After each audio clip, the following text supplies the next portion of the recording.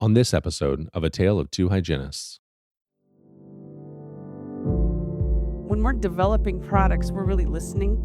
And I think that's what makes products successful, is when you really are tapping into something that the customer wants. We're proud of our 3M legacy, and we want people to know, like, this is the same stuff. So we're kind of taking our time churning over to Solventum, but we want people to make that connection. Fluoride is the key that lets calcium and phosphate into your teeth.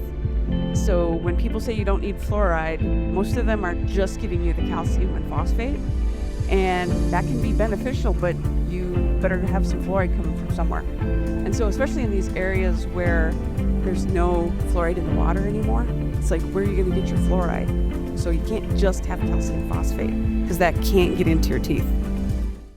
Yeah, this is a tale, oh yeah, a tale of two hygienists.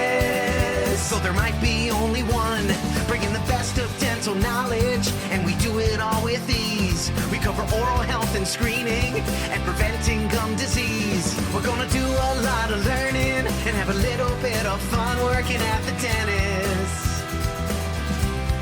A tale of two hygienists. Welcome back, everyone, to another episode of A Tale of Two Hygienists podcast. I'm your host, Andrew Johnston, and this is a special bonus episode brought to you in part by our friends over at Solventum. Thanks for joining us, everyone. In this episode, I'm joined today by Jen Post from Solventum. You might know that Solventum is a branch of 3M, which is a company we all know and trust and have for years and years and years in dentistry. And Jen talks a little bit about that, like why the name change, how that all comes about. But that's not really what the focus is about. The focus that we talk about today is a new product called ClinPro Clear Fluoride Varnish. This is something that I've seen burning through all of the social media pages. All the hygienists are loving this. Even my own hygienists are clamoring for it because I'm not sure how they got it, but they got samples of it and then they tried it and the patients loved it. So better than all of this, which by this I mean the clinicians love it and the patients love it, is that the science behind it is sound. And that's what Jen is here to talk to us about today. She talks about why it works, how it works, and all of that. She is so great. She's so smart. I know you're all going to love listening to her and you're going to learn something from this episode. Thanks again to our partners on this episode, Solventum. And thank you, listeners, for listening, and enjoy this interview. A tale of two hygienists. Listeners, welcome into the interview portion of the podcast. Joined today by Jen. Jen, thanks for being here. Happy to be here. Oh my gosh, this is so great. So first of all, listeners, again, we are on the floor of RDH Under One Roof.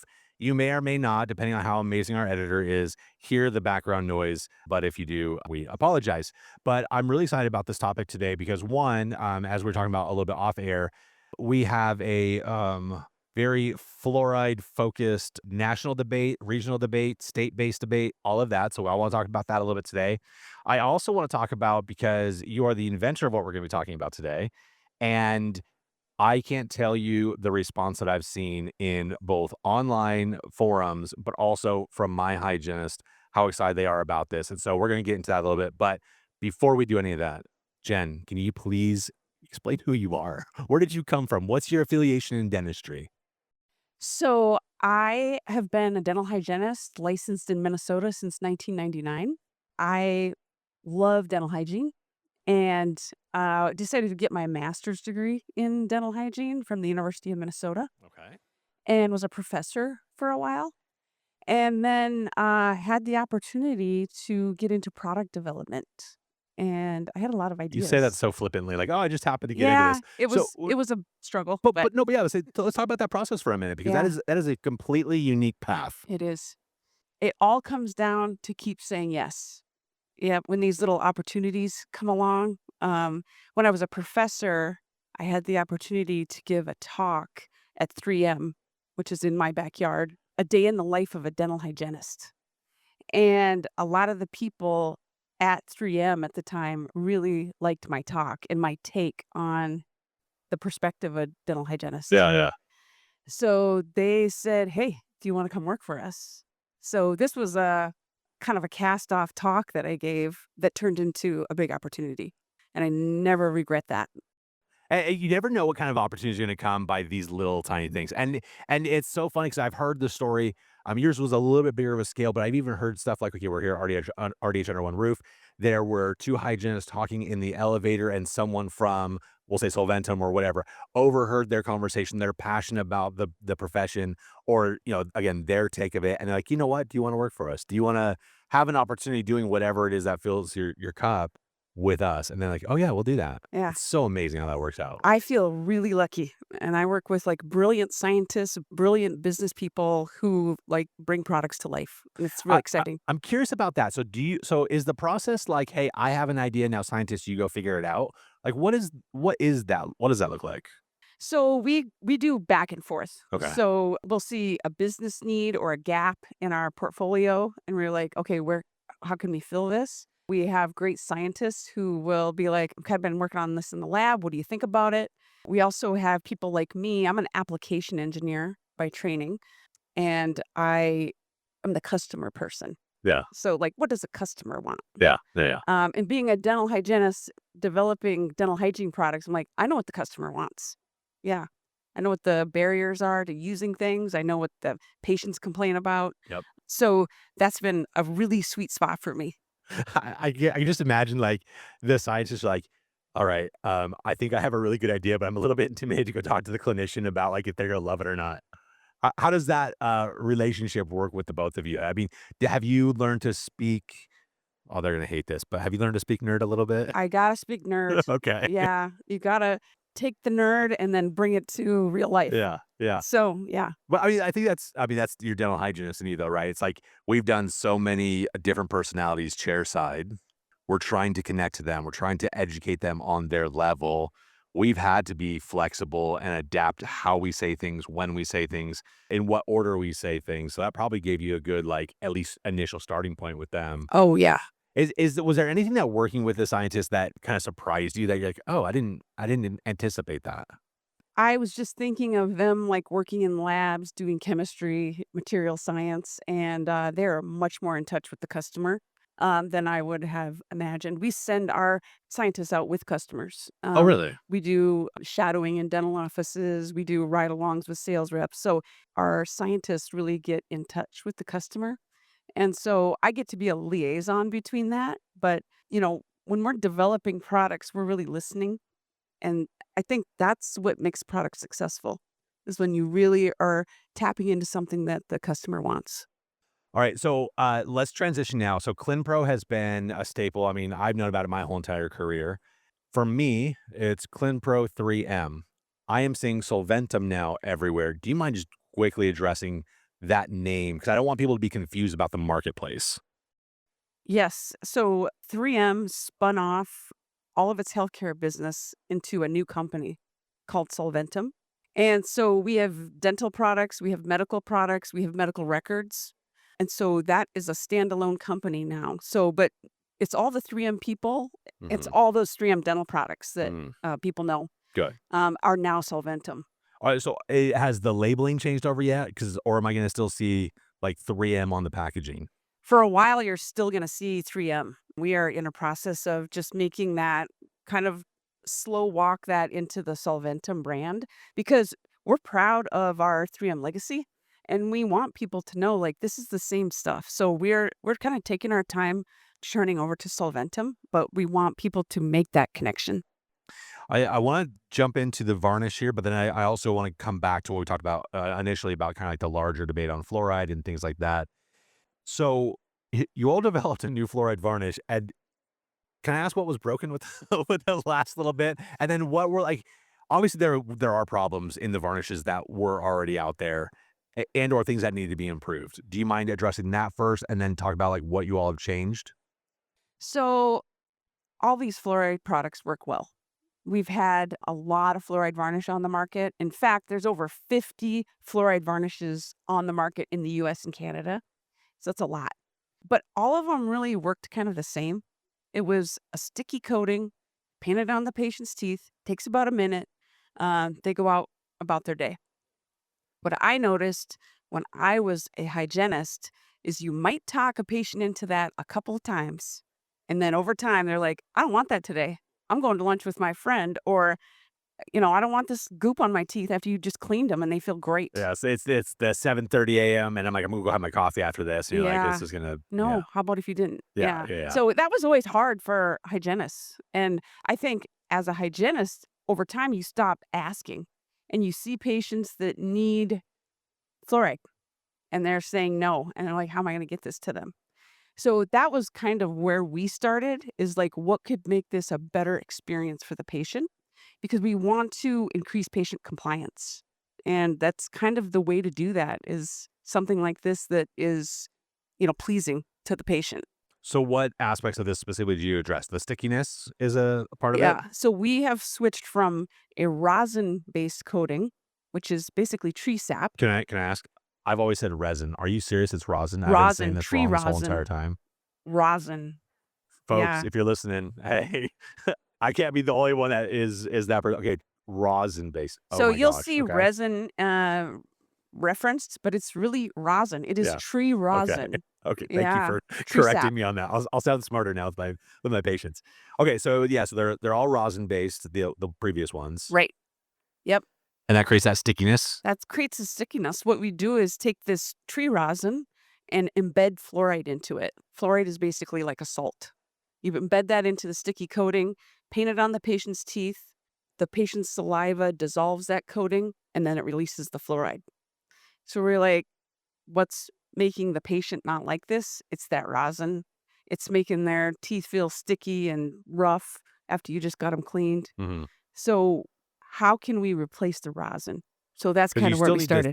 so you still need some sort of a binding agent to keep everything together, or you still need something that's sticky that's going to adhere it to the tooth? Like, what do you still need a replacement for? So this is, when you think about fluoride varnish, you want something that's going to stick. So what we had to do is find a way to get this to stick on the patient's teeth, but also, have some staying power. So that's hard. Stick, but don't be sticky. Yeah, right. How? This is literally what we told the scientists. And they're like, well, those are two opposite statements, and two opposites can't exist in the same world. Interesting. Okay, so how did you solve it? If you're allowed to talk about it. I am allowed to talk about it. So what we're using in this, instead of that sticky rosin, is a water-based polymer. And a polymer has binding abilities. And what's special about this fluoride varnish is it actually binds to the pellicle. Oh. So that's how we're getting that smooth, slippery, clean feeling, Mhm. because that's what your teeth feel like, Yeah. that pellicle feeling. So I love that. it is. And so there's been some other great benefits, though, for Clinpro Clear going to the water base. Not only are we creating this patient experience that's fantastic, we're able to release more fluoride because that fluoride is not stuck in that rosin waiting to be released.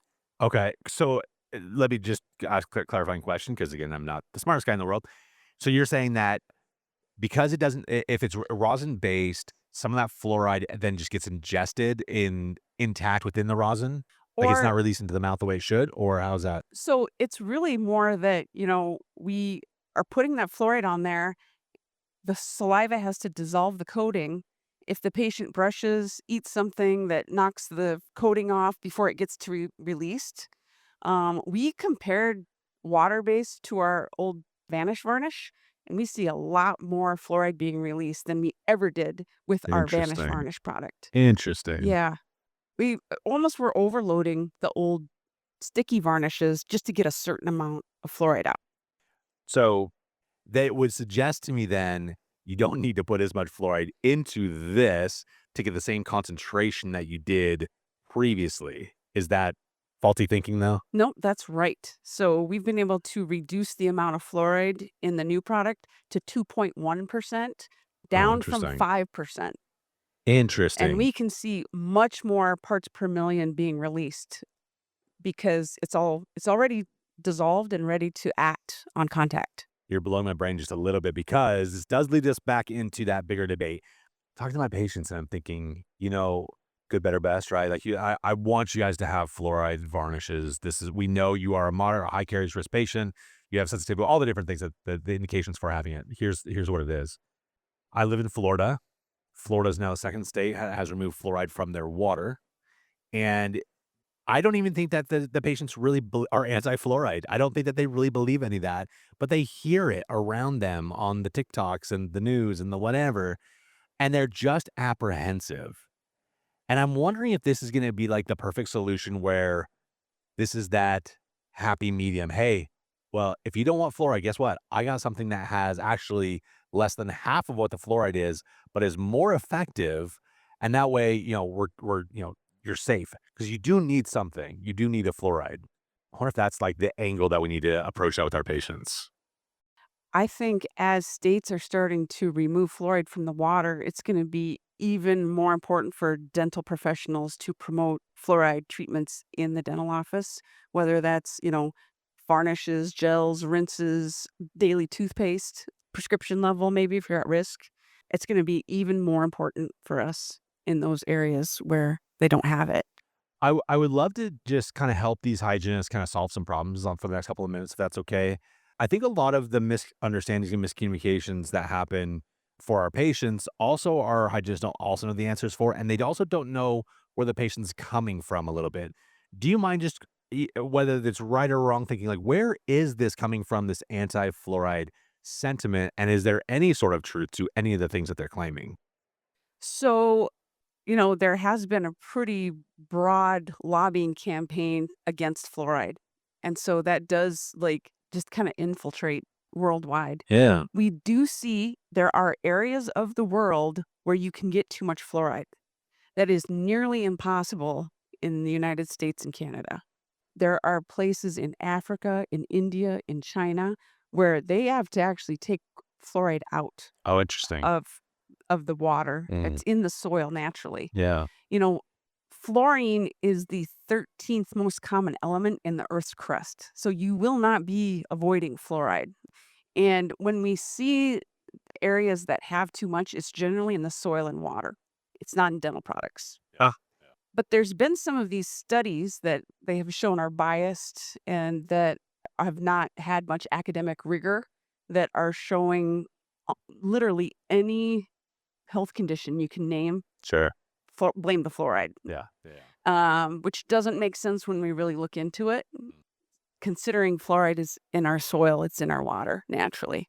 So if a hygienist is trying to have like a compassionate conversation with their patients, obviously we can't say, "Hey, the studies you think are bogus." What is a good way of like telling them that they're wrong without making them feel a sort of way about it? It is time to whip out the motivational interviewing, Okay, big time. love it. Yeah, and you have to have that compassionate conversation because otherwise it's going to look like you have an agenda and you're just trying to push something or trying to sell something or whatever. So, I mean, I really think asking the patient, "What have you heard about this?" or "Where did you hear that?" That's going to help you dial in. Like, where are there, it's like, "Oh, my mom told me something." Or if it's like, "Oh, no, I'm big into YouTube and, I'm watching these, people talk about, Yeah, fluoride being the worst poison available." So yeah, then you can customize how you're going to talk about it. And I yeah. think that's really, really important. Meet the patient where they're at. Yeah, which hygienists are already great at. You're customizing care for them. You're Yes. tailoring everything just to them. Yeah, that's what we That do. it's fascinating. And by the way, this is great timing. My hygienists in our practices have received samples of this, and they've just went, gaga over it. And like I mentioned earlier, social media is just a buzz with it. Are there easy ways to get samples for the everyday clinician so that they can try it for themselves without having to invest a ton of time and money into it? So a Google search of ClinPro Clear fluoride treatment will take you to our website, and there you can sign up to receive samples. And I Oh, nice. highly recommend people do that because once you see this, you're going to see the difference. This is not your grandma's fluoride varnish. I love it. Let's talk quickly just about the flavors. Some people are, all about the flavors and some people don't, care one way or the other about flavors. Talk to me about like your guys' thought process in selecting the flavors that are available. So I want everybody to know that all these flavors had been argued over for hours, and it's really tough. So we're a global company, and we want to make flavors that go around the world. And so watermelon, everybody in the world likes watermelon. Nice. So that's how we got there. Mint, you got to have that. If you're going to do Absolutely. any adult treatments at all, you got to have mint. But I think the breakthrough is this flavorless. So a lot of companies have been coming out with flavorless products, but really what they're doing is just not putting any flavor in. And some of these products taste gross, and you actually need flavor to cover that up. But when you use a water-based product, you don't have a lot of icky stuff to cover up. So we've been able to truly make a flavorless version. We just put a little sweetener in there. Fluoride, a lot of people don't know this is naturally salty. So it tastes a little salty. So we put a little sweetener in there What's the sweetener? So we use sucralose, which is similar to Splenda, and xylitol. Okay. Excellent. Are there any questions that I didn't ask you that you wish I would have asked you? Any topics we still need to talk about? Well, I think the big thing that I want people to know is that patient compliance is key with some of this. So being able to talk about how important fluoride is and getting your patient to take it are the two key things that we want to emphasize. And fluoride is the key that lets calcium and phosphate into your teeth. So when people say you don't need fluoride, most of them are just giving you the calcium and phosphate. And that can be beneficial, but you better have some fluoride coming from somewhere. And so especially in these areas where there's no fluoride in the water anymore, it's like, where are you going to get your fluoride? So you can't just have calcium phosphate because that can't get into your teeth. Yeah. I'm so grateful that you're here. Let's talk about contact information. If anyone wanted to reach out to you, get some clarifying answers about anything, if they want to get more information about the product, where can they go? So they have a very comprehensive website for ClinPro Clear, and that's 3m.com/Solventum, and easy to find by Google search. Otherwise, I'm Jen Post. You can find me on LinkedIn. I love it. Thank you so much for being here. My pleasure. Yeah, this is a tale, oh yeah, a tale of two hygienists. So there might be only one, bringing the best of dental knowledge, and we do it all with ease. We cover oral health and screening, and preventing gum disease. We're gonna do a lot of learning, and have a little bit of fun working at the dentist. A tale of two hygienists.